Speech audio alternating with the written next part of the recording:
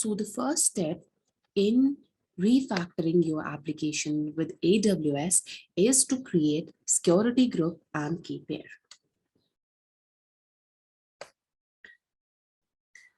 So when we talk about key pair, a key pair, it basically consists of a public key and a private key and a set of security credentials that you see to prove your identity when connecting to AWS EC2 instance. Amazon EC2, it stores the public key on your instance and you store the private key. For your Linux instances, the private key allows you to securely SSH into your instance.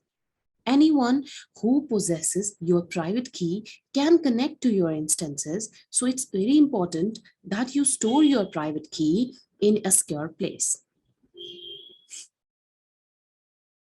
When you launch an instance, you are basically prompted for a key pair. If you plan to connect to the EC2 instance using SSH, you must specify a key pair. You can choose an existing key pair or you can create a new one. When your instance boots for the first time, the public key that you have specified at launch is placed on your Linux instance. And when you connect to your Linux instance using your SSH, to log in, you must specify the private key that corresponds to the public key. Because EC2 doesn't keep a copy of your private key, there is no way to recover a private key if you lose it. However, there still can be a way to connect to EC2 instances for which you have lost the private key.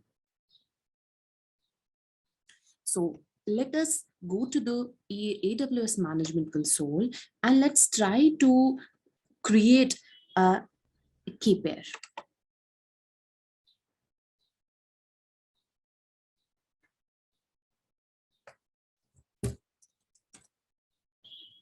Let's log in into the AWS Management Console.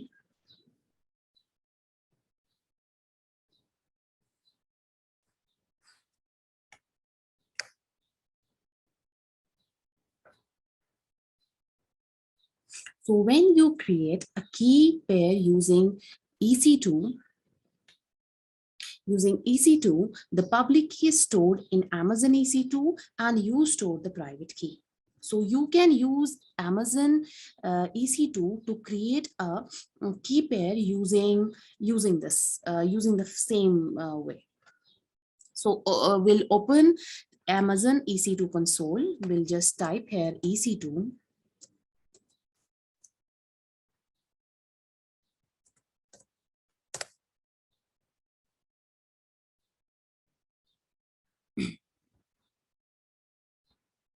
So in this navigation pane, under the network and security, we'll choose under network and security, we'll choose the key pairs.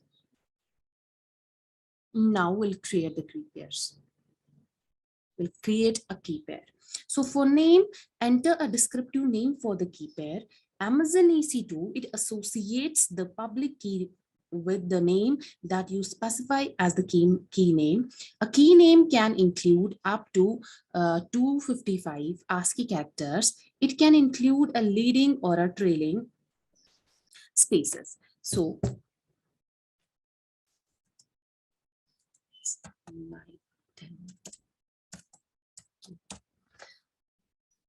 for key pair type, choose either RSA or ED25519. Note that ED25519 keys are not supported for Windows instances. For private key file format, choose the format in which to save the private key. To save the private key in a format that can be used with OpenSSH, choose PEM. To save the private key in the format that can be used with PuTTY, choose PPK. If you choose ED2559 in your key pair type, the private key file format option does not appear and the private key format defaults to PIM. So to add a tag to the public key, choose add tag and enter the key and the value for the cat. Say we'll give a description tag for project. And then we will create the key pair. The private key file is automatically downloaded by your browser. The base file name is the name that you specified as the name of your key pair, and the file name extension is determined by the file format that you choose. Save the private key file in a safe place. So this is only important chance for you to save the private key file. If you will use an SSH client on Mac operating system or a Linux computer to connect to your Linux instance, you can use a simple command to set the permission of your private key file so that only you can read it. If you do not set those permissions, you cannot connect to your instance using this key pair. So this was how we created the key pair using the EC2 console. And now,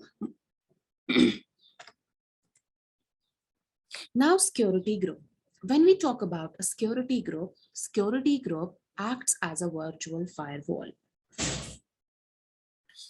controlling the traffic that is allowed to reach and leave the resources that it is associated with.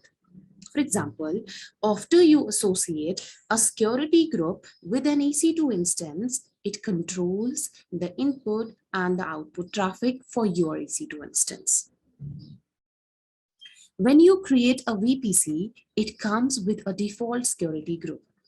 You can create additional security groups for each VPC. You can associate a security group only with the resources in the VPC for which it's created. For each security group, you add rules that control the traffic based on protocols and the port numbers. These are separate set of rules for inbound traffic and the outbound traffic.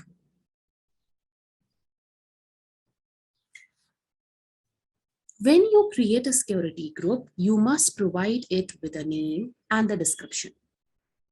The security group must be unique within the VPC.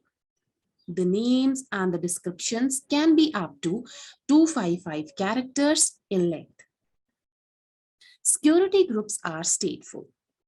For example, if you send a request from an instance, then the response traffic for that request is allowed to reach the instance regardless of the inbound security group rules. Responses to the allowed inbound traffic are allowed to leave the instance regardless of the outbound rules.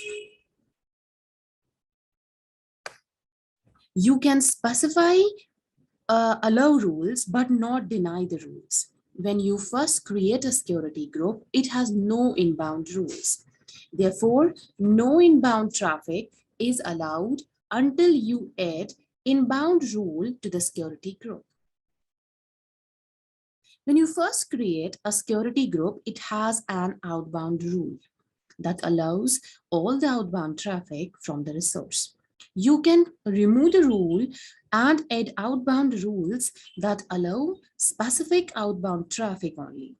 If your security group has no outbound rules, no outbound traffic is allowed. When you associate multiple security groups with a resource, the rules from each security group are aggregated to form a single set of rules that are used to determine whether to allow access.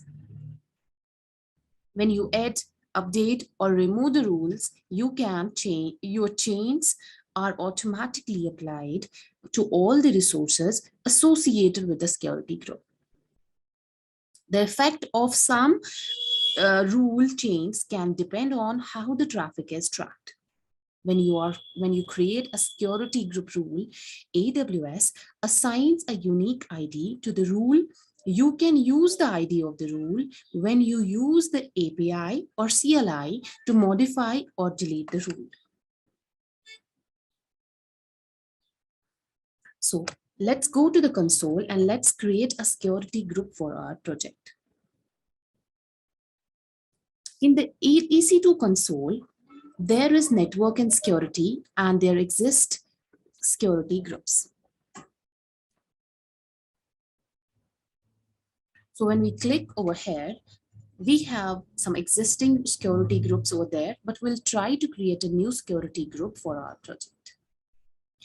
The first is the security group name. Security group names, it basically is the name that you are giving a name to your security group. My demo. The description will be somewhat the same. VPC will remain the same. Here we are adding the inbound rules. In inbound rules, you will add, and you have to give the IP address for the device you want to access. You want your EC2 instance to be accessed. Same will go with the outbound rules. We have to add the rules. We have to add some tags in order to give the extra information about your security group. So we'll create the security group. So this is how the security group and the key pair, it is created for your application. And this is the first step in which we basically discussed how we are going to create a security pair for the application that we are rehosting, and how we are going to create a security group, a firewall, a virtual firewall that is controlling the traffic, that is allowed to reach and leave the resources that it is associated with.